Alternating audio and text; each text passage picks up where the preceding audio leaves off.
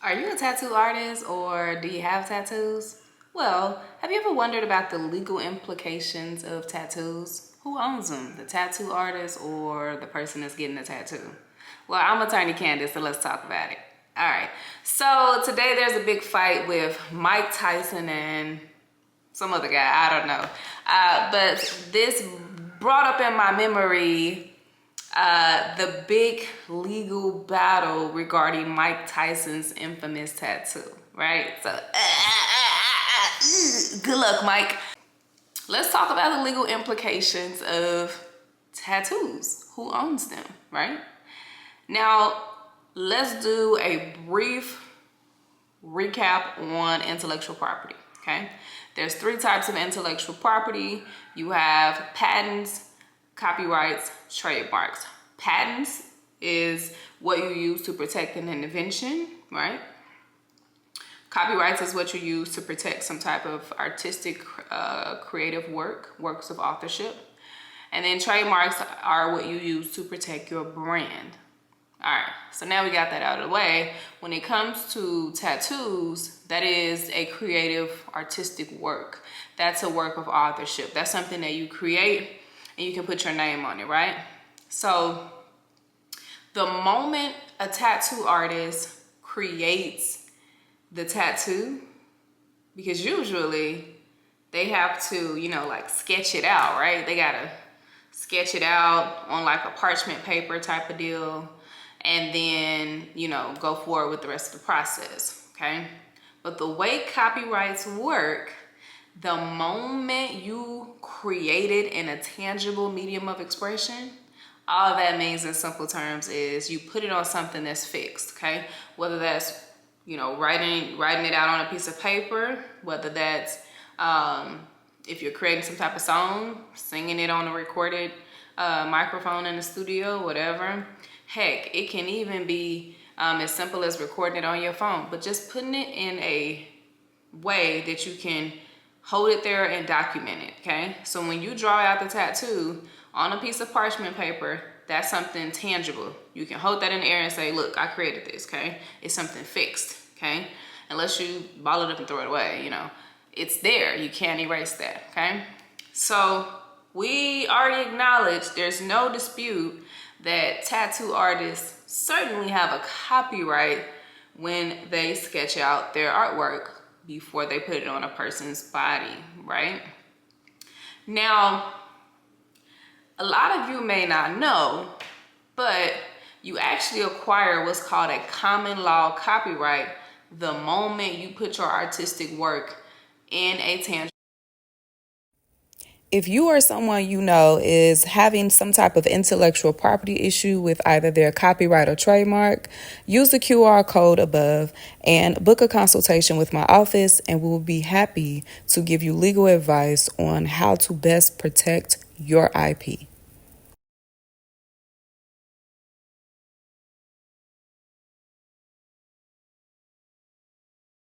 Of expression, and it's an artistic work and a work of authorship. Boom. We don't have to discuss that anymore.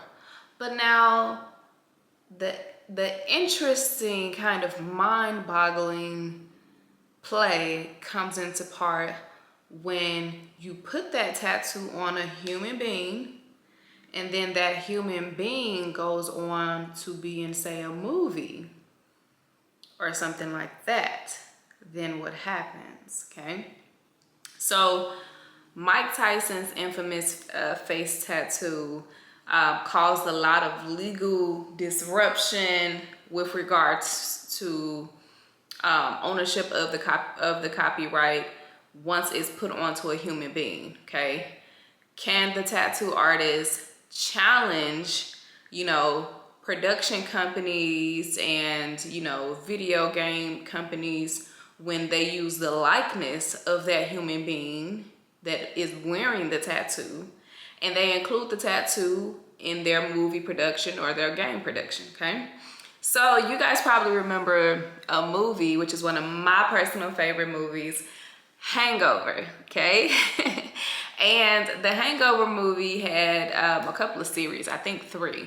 But specifically in Hangover Part 2, there was a scene with Mike Tyson and the guys got into some trouble. They were on the hangover trip, and they end up getting, one of the guys, I think it was the actor Ed Helm, he ended up getting a tattoo that replicated Mike Tyson's, facial tattoo.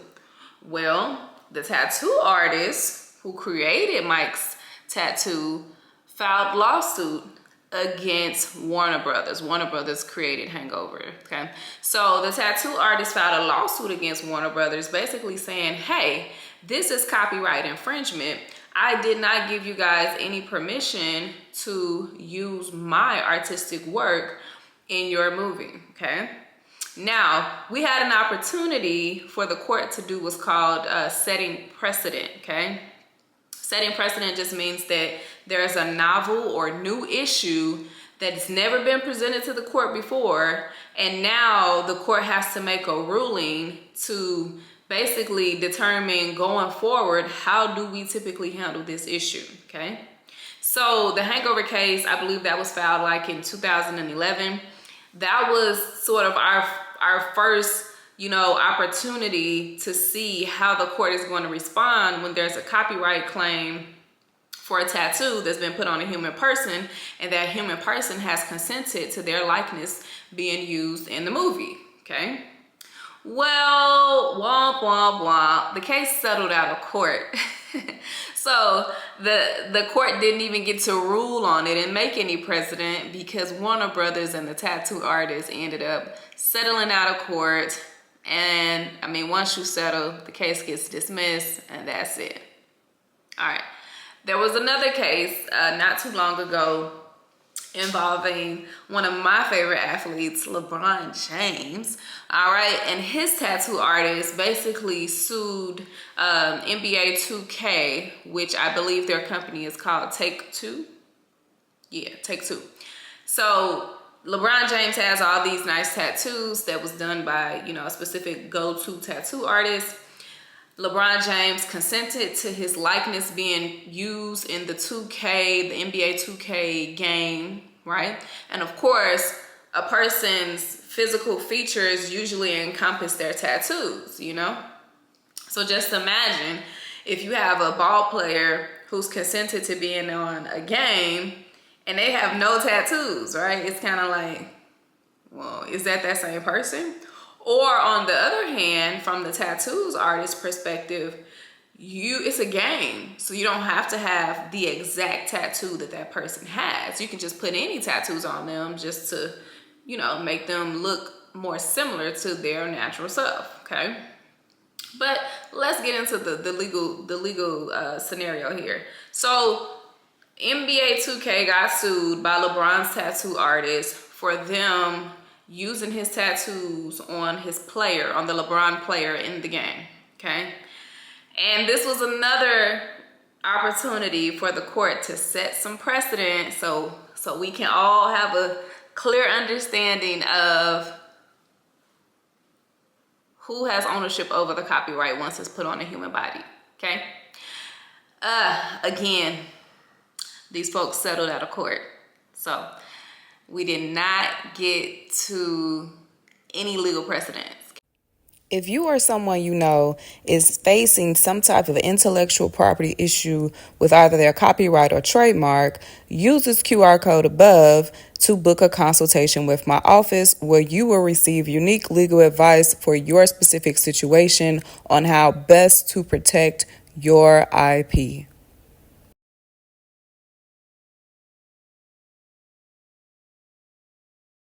All right, so the third case that I wanted to talk to you guys about that did kind of sort of set some precedent was the Solid Oak case versus NBA 2K Live, right?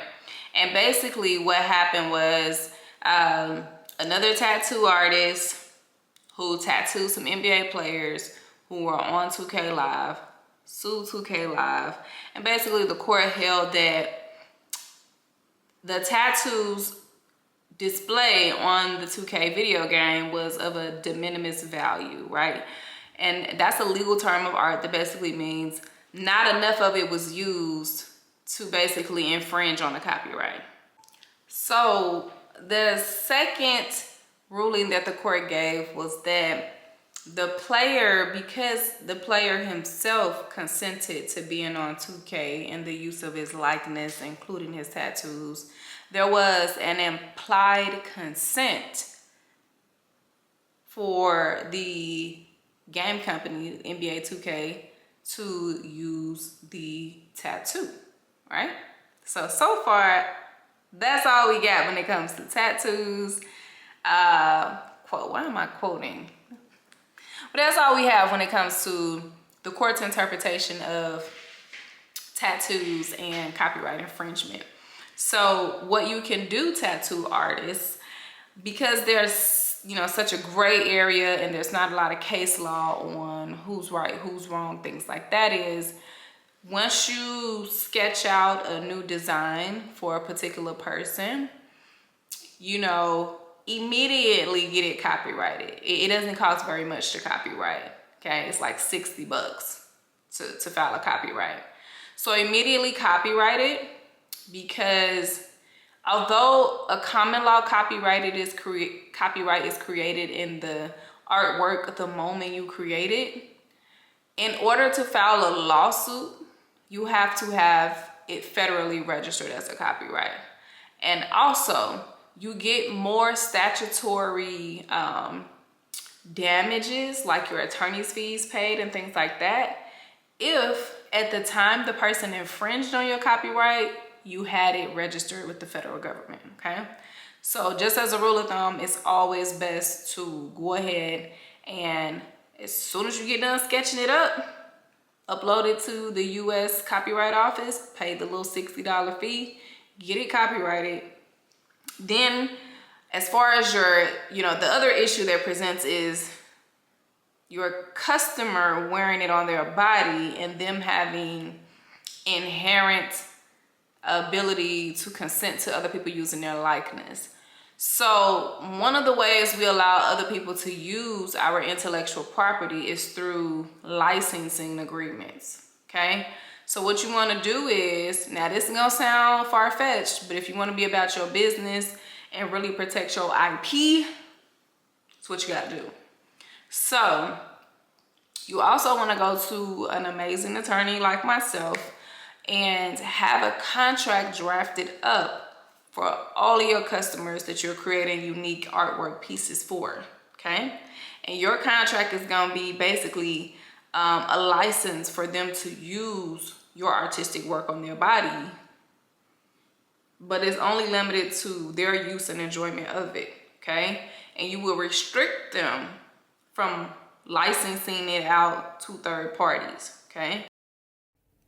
If you or someone you know is a tattoo artist who is very protective over their artistic creations, then you need to scan the link above to book a consultation with my office, where we will give you unique legal advice for your specific situation on how best to protect your intellectual property.